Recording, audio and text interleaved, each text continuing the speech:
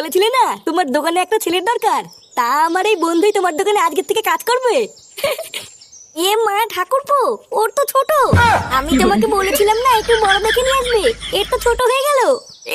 নানা বৌদি, ওর বাইরে থেকে দেখে এরকম মনে হয়, ওর কিন্তু ছোট না। হ্যাঁ হ্যাঁ বাড়া, আমার ছোট না।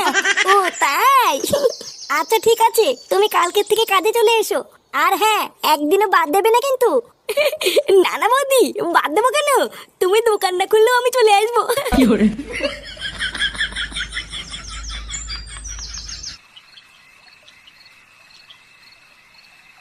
কি বলছিস? সত্যি সত্যি তুই চপের দোকানে কাজটা পেয়ে গেছিস? হ্যাঁ গো বাবা, আমি সত্যি কাজটা পেয়ে গেছি। আর জানো, চপের দোকানে ওরে ভিড়, মনে হচ্ছে পুরো গ্রামটাই যেন চপ খেতে এসছে। আর আমাকে দেখার সাথে সাথেই বৌদির খুব পছন্দ হয়েছে, বললো কাল থেকেই কাজে চলে এসো।